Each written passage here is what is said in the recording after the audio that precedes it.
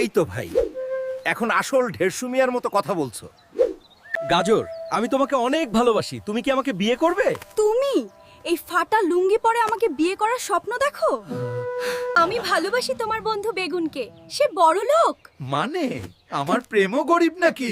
টাকা থাকলে বেগুনও হিরো।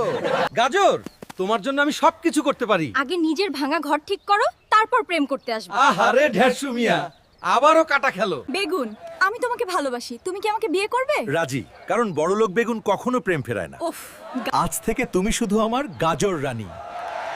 আর তুমি আমার বড় লোক বেগুন জামাই। ঢেরশু মিয়া,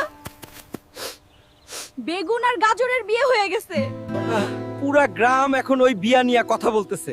আমি আবার আগের স্মার্ট ঢেরশু মিয়াতে ফিরে যাব। হ্যাঁ, আমাকে এখন বড়লোক হতে হবে।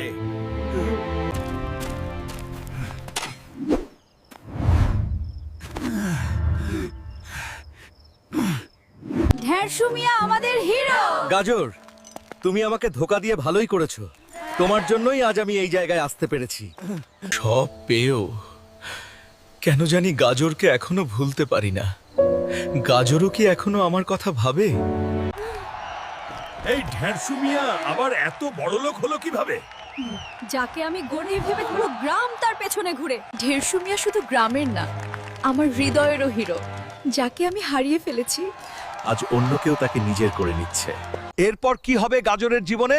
দেখতে চাইলে সাবস্ক্রাইব করে কমেন্টে লিখুন পার্ট 2।